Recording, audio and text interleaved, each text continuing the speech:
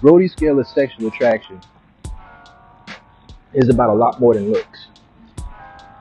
And the dynamics of this, it isn't always something that's going to be one way and it's never going to change. Sexual attraction can be dynamic, right? Hers towards you and yours towards her. Now, what you got to understand about these levels of sexual attraction is that you want to maintain at least a certain range of sexual attraction and how that woman views you, how she feels about you, and how she treats you. A lot of it is about how she responds as well as just how she feels. What is her emotional and desire reaction? Some of it's going to be based on physicality. Some of it's going to be based on off of natural lust and desire. Some of it's going to be influenced by her libido and where she is within herself, her own security level. And another aspect of it is going to be based on her respect for you and how much she desires your validation. Understand this. Now, Brody's scale ranges from 5 to 10, right? Very simple. When it ranges from 5 to 10, you got to understand that sometimes a woman can have spikes, and sometimes she can have lows, right? You got to understand that. It could be for whatever reason. You could just had a real bad day or a really good day, you know. She could have took a certain medicine or something that just boosted up her libido. Maybe something lowered her inhibitions, like some alcohol or something. It can be a wide variety of things that go on in this particular type of dynamic. But when you understand this aspect of things, you can keep this in mind and work with this understanding. What you want to avoid is getting into the premature integration range because it's going to lessen your dominance. Right? Understand what I mean. If her sexual attraction to you drops below an 8, right? Or especially like below a 7, you will experience issues in your relationship. Right?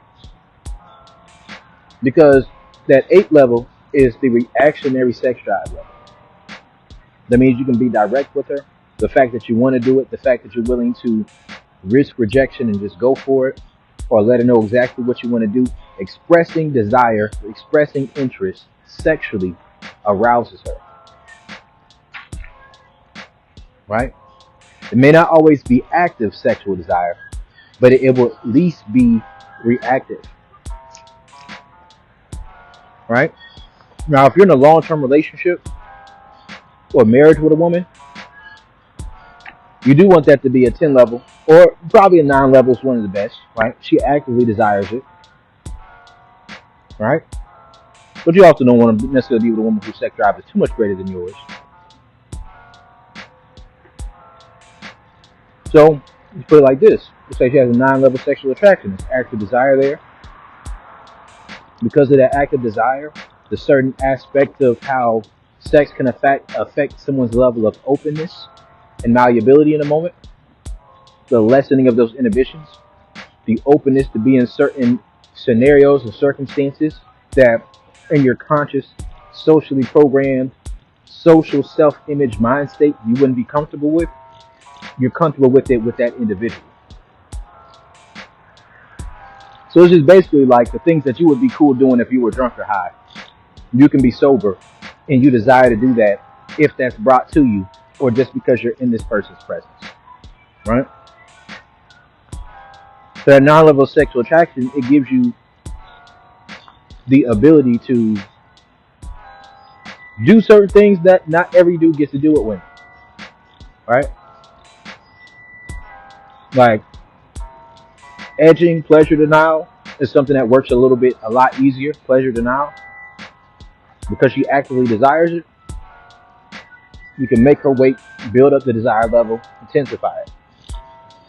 Spontaneity in different places is something that can work a lot easier. Right? Being more dominant as far as calling her your nasty bitch, your slut, whatever it is, At that like 9 level of sexual attraction, typically a woman will be more receptive to different things being said to her, and not just in the bedroom, but outside the bedroom, and it will trigger. One thing I noticed about a 9 level of sexual attraction is that with the 9 level of sexual attraction, things that could be said during sex that could turn a woman on, she doesn't necessarily leave out of that mindset when you get out of the bedroom. So you can say the things you would say in the bedroom and then trigger a high level of sexual desire from her outside of it. So I've had instances of women where I might just say casually, "Oh, like, who the fuck you talking to?" Not even on no abusive shit. I'm not putting my hands on a woman. I'm not trying to intimidate a woman, but just simply triggering. Like, shut the fuck up and take this dick. Like, like, you my bitch. You my nasty bitch. Just saying something like that at a regular moment's notice instantly get her wet. That's the 9 level. On the 8 level, a woman may not get turned on by that. Now, depending on how she's set up, that might turn her on sometimes during sex because of the aggression of it, uh, the dominance of it, the lack of fear of rejection. So during sex, that might turn her on, might make her come.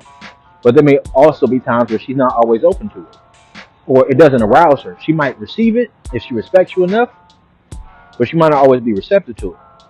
And on the 7 level, it's going to turn her off. Because a 7 level of sexual attraction is based off of your ability to make a woman comfortable.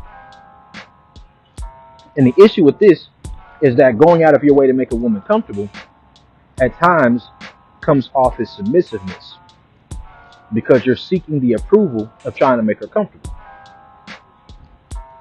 So if you also want sex and you're trying to make her comfortable because you want sex, then she's going to feel the insincerity in how you do it. And then she's going to feel like anytime you try to make her comfortable or do things she likes, she's going to feel like it's sexual pressure. Because that 7 level of sexual attraction is oftentimes where the indirect seduction takes place, right? Where that indirect seduction takes place, a certain level of plausible deniability is desired and required. Like, she wouldn't just jump straight into doing it with you, right? She wouldn't just jump straight into it because her attraction level isn't high enough that knowing you want it and are direct with her about it is something that arouses her. So she needs you to pour some emotional validation, social validation, or financial compensation just to show that you're willing to make her comfortable, so that she is willing and able to give of herself sexually up until the extent of her natural libido, right? So it's the libido she already has. It's just somewhat emotionally transactional. Now, I'm not going to say financial, but it could be like taking a woman out on a date, or just like getting her gifts, say, "Oh, I care about you, I feel you." Might just be giving her like a massage or a rub down or something like that. And those things that come with relationships, you know what I mean? When you care about somebody, you treat them well, and you show them that you care. But you don't want that to be a prerequisite for sexual access, because that can easily turn into a woman leveraging sex against you to control the pace, the flow, the tone, and the dynamic of the relationship, which will lead to power struggles if you're a dominant individual yourself. And then that can eventually lead to, instead of trying to make her comfortable to have sex with her, if she gets to the point where that doesn't work, then you're going to make her uncomfortable to desire your validation, so that she's willing to have sex with you, because she's seeking the validation that she feels she will get after she gives you what you want.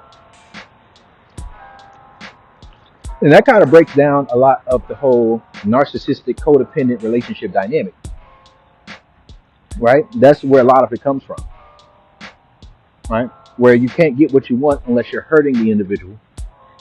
And not like, oh, beating them upside the head. No, just like pulling away emotionally, not being, available to them, saying something that hurts their feelings, hurts their ego, or giving them some attention, then pulling back if they don't reciprocate quick enough. And then that kind of creates the cycle to where you poured enough in their cup, but they weren't quick enough to reciprocate. So when you pull it away, they have enough to reciprocate sexually after you pull away, and then the hurt to their ego causes them desire your validation. So that's like respect, but it's not respect that's founded on safety, right? It's a desire for validation that's founded on lack. And a woman can only go through that with you, but so many times, even though it's good. Think about the song "We Cry Together." It might be good. She might really enjoy that sex, but she's only going to be able to do that so many times before she feels it's starting to erode at her and it's starting to hurt her. And when it starts to hurt her, when she eventually gets to a better place where she wants to love herself more, then she's going to vilify you and the toxicity of your dynamic so that she can justify moving forward and leaving you alone, even if a big part of what led to that dynamic was what she responded to. Then she will not take accountability for it or responsibility for it. When she gets bored with you, she's going to move on. And you've hurt her enough so that when she moves on, all she needs is to get an emotional reaction from you. Then when she moves on, she's not going to look back. But you're going to be the villain of that story, you understand? And everybody's the villain of somebody's story. But just understand that's how a lot of that works. So even if you're doing that right now, you need to transition up into that, at least the 8 level of sexual attraction, right? Transition up at least there. But when it gets low, then sometimes you got to do what you got to do, especially if you're in a long-term relationship. You feel me?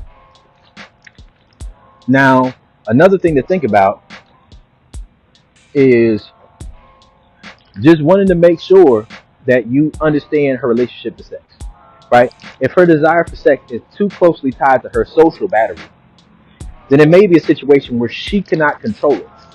She may be dealing with some mental shit, like maybe some depression or hormonal shit, like birth control, or whatever the fuck is going on. Antidepressants, that's something that's tough. If you love somebody, you with them, she down for you, you might just need to be in an open situation, but also got to understand there's different things that go along with that. Right? There's things that might be able to hurt an individual's libido. And if somebody's libido is going to be hurt for a little while, but otherwise they're good to you, why are you going to throw a good woman away? I don't really agree or believe in that. But sometimes people feel like that's what they need to do, so that's what they do. That's just not necessarily my mindset.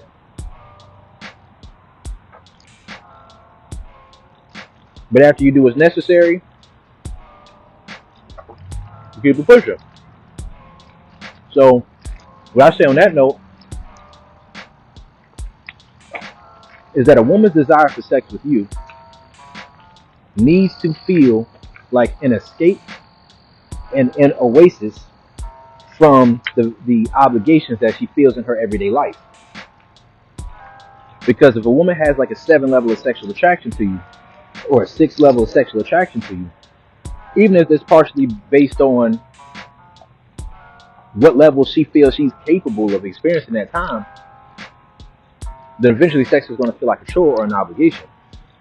Because if you're dealing with somebody for a long enough time, the novelty factor may go away. That newness factor may go away. But also, as you build a life with an individual, all your different tricks and shit like that and ways of trying to sneak sex, you're going to see it coming a mile away and it's going to feel like pressure.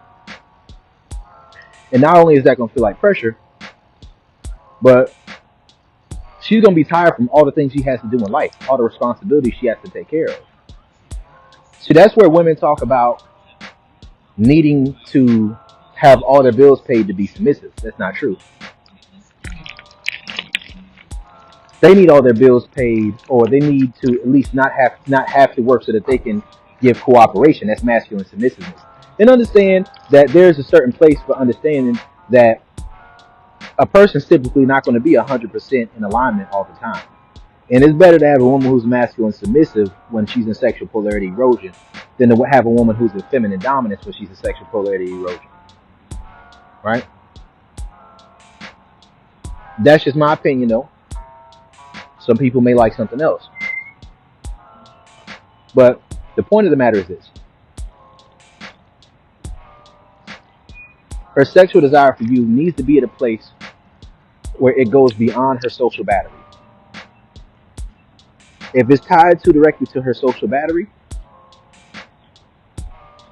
If she's busy and got a lot of stuff going on in life, it's going to kill her sex drive.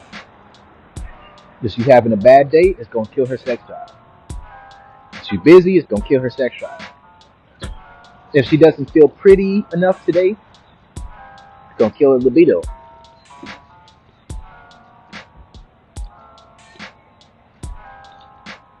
And sometimes you may not even be able to help her feel prettier because you also have to understand the grow up principles.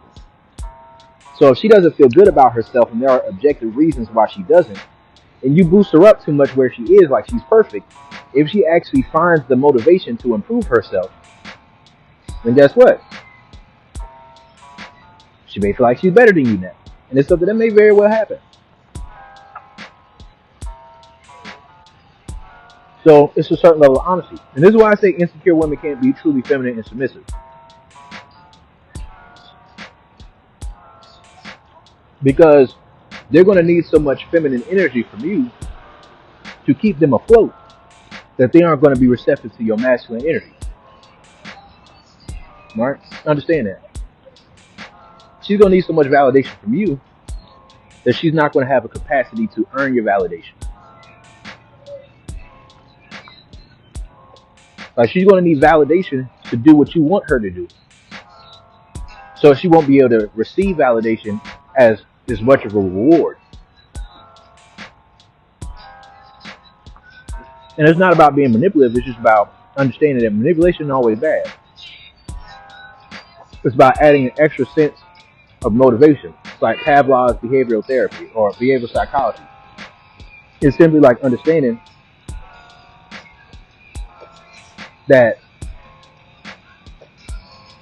when you give her validation and you make her feel good, or she attaches that to a behavior subconsciously, which she probably will, then if the behavior that she attaches it to is doing what you like, then it's going to lead to positive repercussions in your relationship. Right? Doing things that benefit you, doing things that show her interest, doing things that show that she cares. Right? But if she attaches the desire to get validation from not meeting your needs,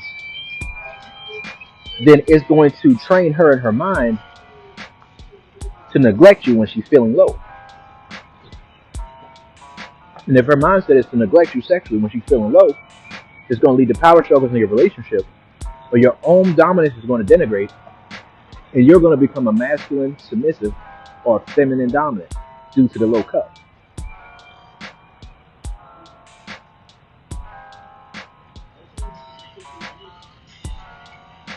Understand what I'm saying? So when you understand that aspect of things, you know there's certain ways you got to move with stuff. It's not always as simple as just be honest and upfront. Yes, be honest and upfront. But it's not always as simple as just communicate your needs. Because communication, expressing your vulnerability, comes off as a source of validation. So if you only want to communicate because she's not doing what you want, then when she feels like she needs validation because her cup is low, she's going to not do what you want so that you have a reason to talk to her more. You got to understand the psychology of relationships.